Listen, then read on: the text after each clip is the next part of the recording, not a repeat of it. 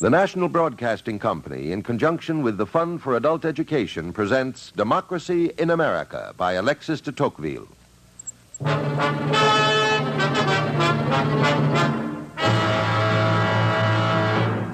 In 1831, there are in America estimable men whose minds feed upon philosophical reveries and whose extreme sensibility feels the want of some illusion. These men, for whom philanthropy has become a matter of necessity, find in the penitentiary system a nourishment for this generous passion.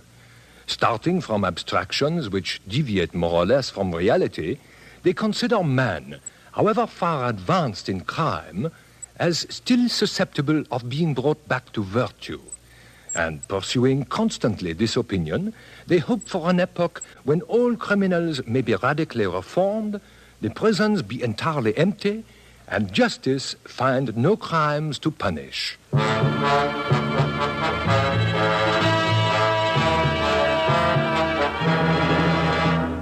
The Heavenly Prison.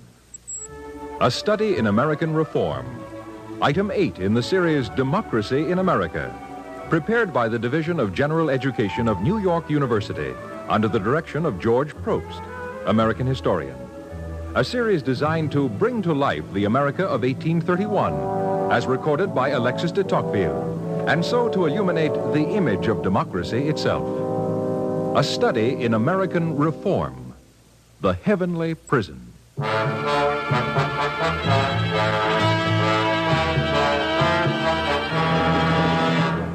When Beaumont and I arrived in America in 1831, we were impressed by the fact that everybody was a success. The whole world here, man turns and fashions to his pleasure. Not a man, but may reasonably hope to gain the comforts of life. Not one who does not know that with love of work, his future is certain. But even in America, Beaumont, there are persons who have come into conflict with society. Persons, therefore, whom their fellow Americans wish to reform. But this passion for reform is made more complicated by the American belief that their democracy peculiarly expresses the will of God. The attitude towards American democracy is permeated by religion, and hence, to the American, a criminal is also a sinner. Americans are very zealous in promoting schemes to reform one another. It is part of their belief in the indefinite perfectibility of man. Do you remember, Tocqueville, our trip up the Hudson River and the American who chatted to us? In America, if we think anything needs to be changed, we know it can be changed, and that we can change it. That great stone building there is a machine for changing human nature. It's the new penitentiary of Sing Sing.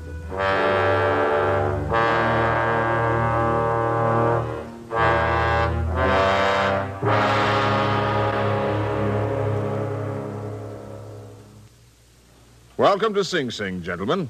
How do you like our penitentiary? Mr. Warden, this word, penitentiary, it interests us very much. These places you very often seem to call penitentiaries rather than prisons. Why is this?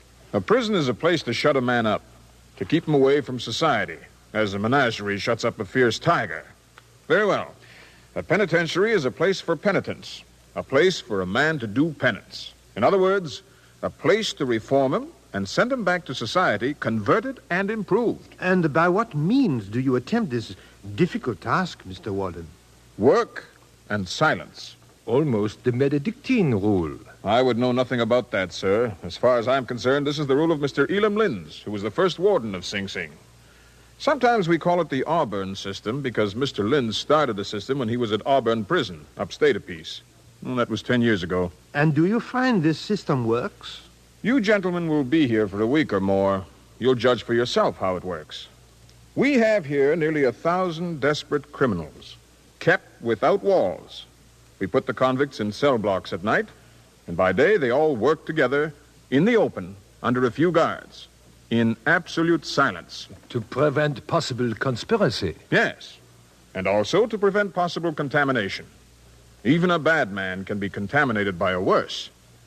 And also to give the men a chance to meditate on their crimes. and to realize that they offended against the laws of man and of God.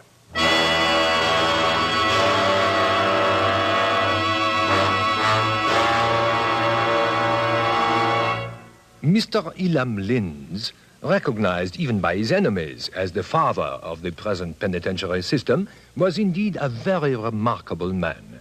We finally met him at Auburn, near Syracuse. We found him in a hardware store that he owns.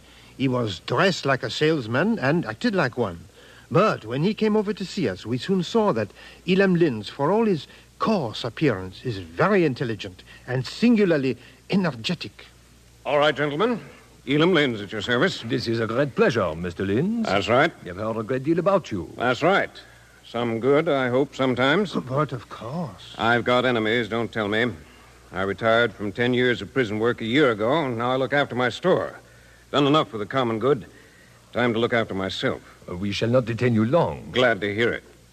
What's on your mind, Mr. Tocqueville? Reform is on my mind. The American faith in the power to reform the heart of man. That's right. A penitentiary is not just a lockup. It's a place to learn new habits, preferably good ones. Should be, anyway. We hear that your system, Mr. Linz, is extreme discipline. That's right. Silence and the whip. I regard whipping as the most effective and humane punishment. Never injures the health, forces the inmates to live an essentially healthy life, and makes them prudent. Do you think this would work outside America? It'll work anywhere it's put to work, given a chance. I'd say it worked better in, say, France than in America. Your prisons are solidly supported by the government. Over here, we're the slaves of something that's always changing, public opinion. But Americans say that your system works because, fundamentally, Americans respect the law. I don't believe it. At Sing Sing, a quarter of the inmates are foreigners. I disciplined them as if they were Americans. The French, by the way, submitted with the least trouble. I'd rather direct a French prison than an American. Mr. Lenz, you speak frankly. That's right. Then, frankly, do you really believe that a penitentiary reforms a great number of the inmates? Let's understand each other, Mr. Tocqueville. I don't believe in complete reform, except maybe for juveniles. Never? I'll say this. I don't think you often see a mature criminal become a religious and virtuous man. I don't have any faith in the saintliness of those who leave prison. And I don't believe that the exhortations of the chaplain or the private reflections of the inmate ever makes a good Christian of him. The chaplain at Auburn Prison is of the opinion that out of 650 inmates, there are already at least 50 who are radically reformed into what he considers good Christians. That's the chaplain's opinion, is it? It is, Mr. Linz. He's entitled to it. My opinion is that a great number of former convicts don't relapse into crime. They even become good citizens. But the reason is that they learned a trade in prison and picked up the habit of doing a little useful work. Is that reform? It's the only reform I ever hope to produce. And I think it's the only one that society can reasonably ask for. The conduct of the inmate actually in the prison, what do you think that proves about his future reform? Nothing. I'll go further. If I had to bet, gentlemen, I should even say that the inmate who behaves perfectly in prison will probably pick up his old habits on the outside. The worst characters are excellent inmates, just fine. They're usually more clever, more intelligent. They see through the system, if you like. They calculate the way to get by is to stay out of trouble, stay clear of the whip. And that's right, of course. So, of course, they act well. But as to being reformed, why, that's another matter. Oh, you are very frank, Mr. Linz. Your candor leaves us speechless. There's really no conclusion to be drawn. Yes, there is. But some impractical reformers mightn't like to hear it. It's the conclusion that you should never, under any circumstances, grant pardons for good conduct in prison. All you do is put a high value on hypocrisy. And you're no nearer reform than you were in the beginning.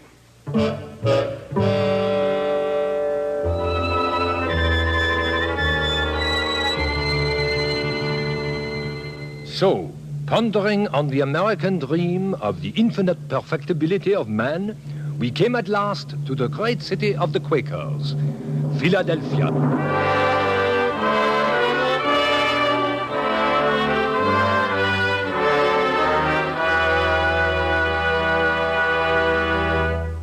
Philadelphia, beyond all other cities, is infatuated with the penitentiary system. And since, of course, the penitentiary system is our trade, the Philadelphians compete in pampering us. There are here, above all, two kinds of men who take a prodigious interest in prisons, although they look upon the subject quite differently. These are the theorists and the practical men, those who write and those who act. Our own interest is to listen to everybody freely without taking anybody's word for anything and accept the books and dinners pressed upon us by these zealous Quaker philanthropists. Philadelphia gentlemen like Mr. Robert Vaux, who is ardently dedicated to the reform of man. I tell thee this, friend Tocqueville, that in Philadelphia we believe that it is the duty of those that have seen the light to reform those that still walk in darkness. What exactly do you mean by reform, Mr. Vaux? Reform. Reform. To make again. If these never seen before a man made again by God's grace, then I can assure thee they can see it here. There are many eloquent testimonials to the powerful working of the inner light. Well, of this I have no doubt. Nonetheless, it seems to me that you have undertaken a very formidable task. Very formidable. Formidable? To change human nature. Thee has forgotten we are not alone. If God be for us, who can be against us? Most commendable sentiments, but surely sometimes a little difficult to achieve in practice. No, friend, not for us. We are clothed in the whole armor of righteousness. There are many frail men and women in Philadelphia, many who have broken the laws of God and man. We do not punish them so much as provide them through God's grace with the means of salvation. That is why the Eastern State Penitentiary was built on Cherry Hill. We've spared no expense. The wall alone cost $200,000. $200,000? And how much does each cell cost? In the neighborhood of $1,600. A very large sum of money. But it is needed to provide every prisoner with the silence and solitude necessary for him to repent his sins and become a true penitent. Do you really keep the prisoners in silence? In complete silence. And always alone? Always completely alone. Is not this very cruel, Mr. Vaux? No, friend, it is not cruel. It is the greatest kindness. For it gives every prisoner the best chance to hear the still, small voice. The guilty conscience never stings with keener pain or smites the soul with greater grief than when we are alone. Are they well, in good health? Are they penitent? They are well looked after. They are alone with their consciences. They must be penitent. If I can talk to some of these prisoners myself, talk to men who have not had a conversation with a fellow human being for months, perhaps years, then I shall have a real idea about what the value of your prison system may be. No one has ever been permitted to speak to the prisoners. This would violate the heart of the system. We believe in it and are sure of its worth. I know, but... But thee come from France to learn, and we have no other interest than the truth. We shall arrange it, so thee may speak to the prisoners, friend Tocqueville. What use it may be is up to thee. But if there is something vicious in the prison we direct, it is important that we learn of it.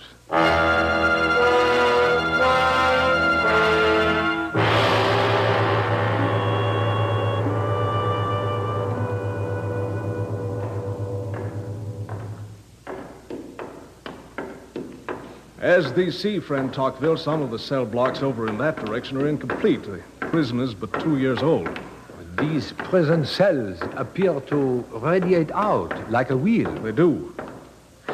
Here, friend, is number 28, condemned for murder. Protests his innocence, knows how to read and write. He has nothing but his work and the Bible. He has talked to no one for several years. Well, open the door, Warden. I shall wait for the outside.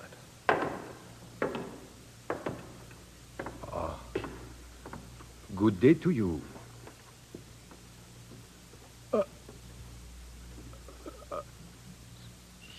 Sir. Good day, sir. My name is Alexis de Tocqueville. I have come here from France. France? France. They have given permission, and I have come to talk to you a little and find out what it is like for you in this prison. Would you like to talk to me? Yes, sir.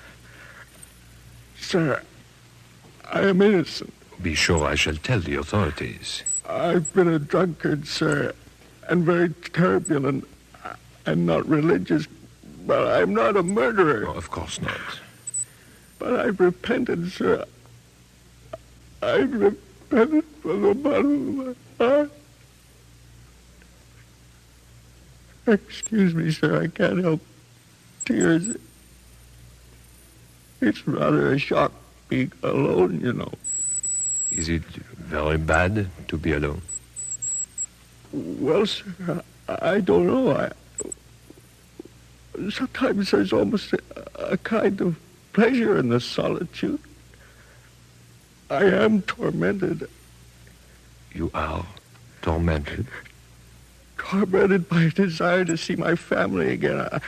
I want to give my children the right sort of bringing up. I never used to think about that. Now I think a lot. Sometimes. You see, sir, I'm not a murderer, though I did do other things. I see you were at work when I came in. Do you think you could live here without work? No, sir. Don't mention the idea. Work isn't a burden here. It's a privilege. Sometimes the solitude is frightful, and then work is all there is. It's absolutely necessary to existence, sir. I should die without it. Do you see the keepers at all? Through the bars, I see them go past, that's all. How often? I'm able to see them 6 times a day. Is that any help to you? Well, it's a consolation. It's a sort of joy to glimpse a human face. This summer, you know, a cricket came into my yard. Each prisoner has a little bit of yard, alone, of course. I was glad to see that cricket. It looked like company for me.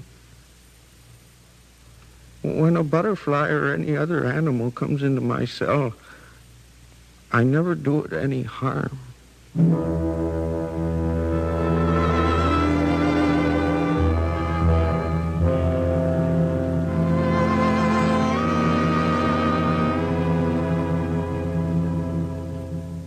They often told me that though their bodily health was good here, the soul was sick. In these solitary cells, I interviewed 42 prisoners. They were all anxious to talk, and many of them wept while they spoke to me. They all tried to prolong the conversation and detain me. It took 8 days to see them, one by one. Work and the Bible was all they had. Many of them professed themselves reformed, made new men, as the good but stern Quakers who had built the prison would have wished and prayed for. Others, however, were not affected by their punishment in this particular way. One man, age 40, imprisoned for armed robbery on the highway, told me, I was 14 or 15 years old when I arrived in Philadelphia. I was the son of a poor farmer in the West and found no work. And the first night I was obliged to lie down on the deck of a vessel, having no other place to rest. And here I was discovered the next morning. The constable arrested me, and the mayor sentenced me to 1 month's imprisonment as a vagrant. Confounded during my short imprisonment with a number of malefactors of all ages, I lost the honest principles which my father had given me. And on leaving the prison, one of my first acts was to join several young delinquents of my own age and to assist them in various thefts. I was arrested, tried, and acquitted. Now I thought myself safe from justice, and confident in my skill, I committed other offenses which brought me again before the court. I was sentenced to an imprisonment of 9 years in Walnut Street Prison. Didn't this make you feel that you needed to correct yourself? Yes, sir.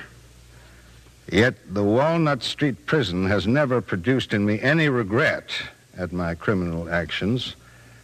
I confess that I never could repent them there, or that I ever had the idea of doing it during my stay in that place. But I soon noticed that the same persons reappeared there, and that however great the finesse or strength of courage of the thieves was, they always ended by being taken. And this made me think seriously of my life, and I firmly resolved to quit forever so dangerous a way of living. So I conducted myself better, and after 7 years imprisonment, I was pardoned. I had learned tailoring in prison, and I soon found a favorable employment.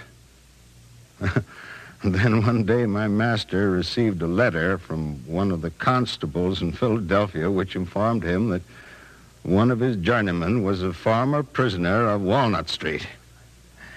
I do not know what could have induced this man to such a step. I owe to him my being now here. As soon as my employer had read the letter, he sent me indignantly away. I went to all the other tailors in Baltimore, but they were informed of what had happened and refused me. Misery obliged me to seek labor on the first railroad then building between Baltimore and Ohio. Grief and fatigue threw me after some time into a violent fever. Well, my sickness lasted a long time, and my money was at an end. Hardly recovered, I went to Philadelphia, where the fever again attacked me.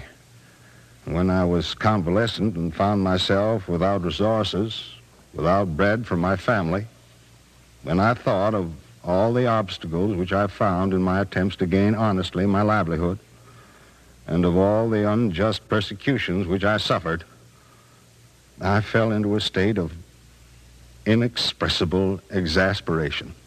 I said to myself, well then, since I am forced to do it, I will become a thief again.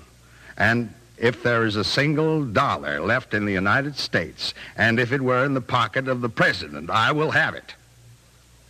I called my wife. I ordered her to sell all the clothes which were not indispensably necessary, and to buy with the money a pistol. Provided with this, and when I was yet too feeble to walk without crutches, I went to the outskirts of the city.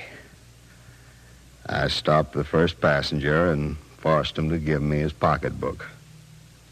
But I was arrested the same evening. I'd been followed by the person whom I had robbed, and my feebleness having obliged me to stop in the neighborhood, there were no great pains necessary to seize me. I confessed my crime without difficulty, and I was sent here. What are your present resolutions for the future? I do not feel disposed, I tell you freely, to reproach myself with what I've done, nor to become what is called a good Christian. But I am determined never to steal again, and I see the possibility of succeeding. If I leave in 9 years this prison, no one will know me again in this world. No one will have known me in the prison. I shall have made no dangerous acquaintance. I shall be then at liberty to gain my livelihood in peace. This is the great advantage which I find in this penitentiary.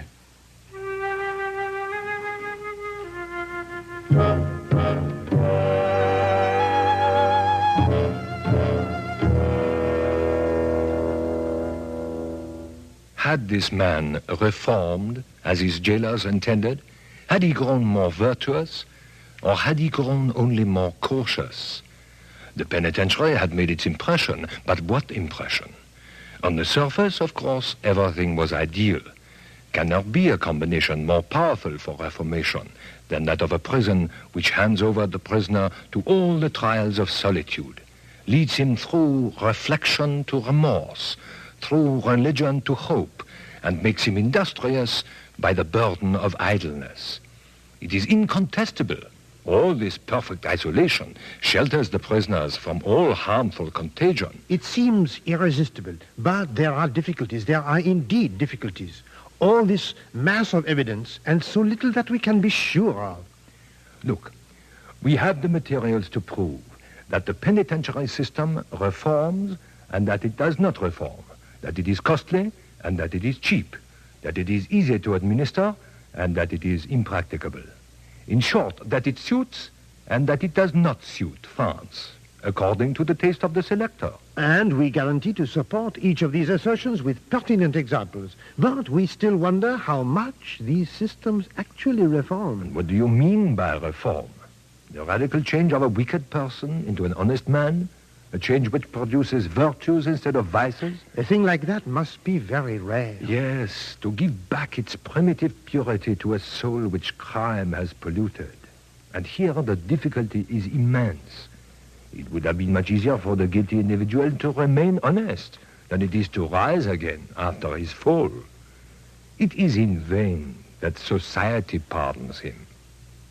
His conscience does not. Even when he resolves to live honestly, he cannot forget that he has been a criminal. And this remembrance, which deprives him of self-esteem, also deprives his honor of its rewards and its guarantees.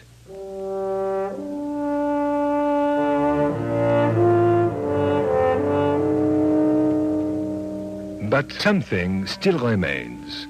The Americans' belief in perfectibility in all its forms, whether through public progress or private reform, whether by forming associations to modify the laws and even the customs, or to work no less earnestly upon the souls of those citizens who stand in need of punishment, correction, and ultimately recovery and reinstatement in society. Such is the fixed belief of the Americans, and to further it, they are willing to spend time, energy, and money.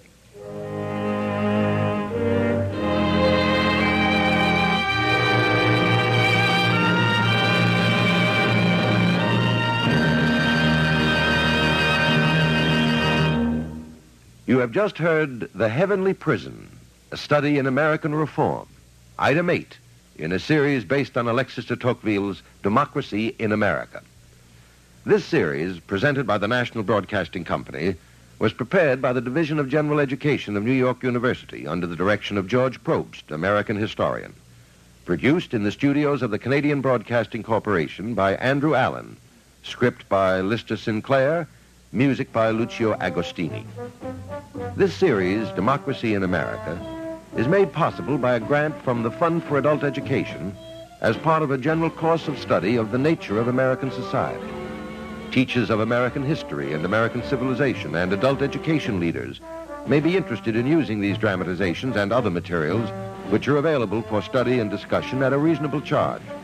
For information, write to American Foundation for Continuing Education, Post Office Box 749, Chicago 90, Illinois. Now this is Ben Grauer inviting you to listen next week to The Tyranny of the Majority, Item 9 on Democracy in America. This has been an NBC Radio Network presentation.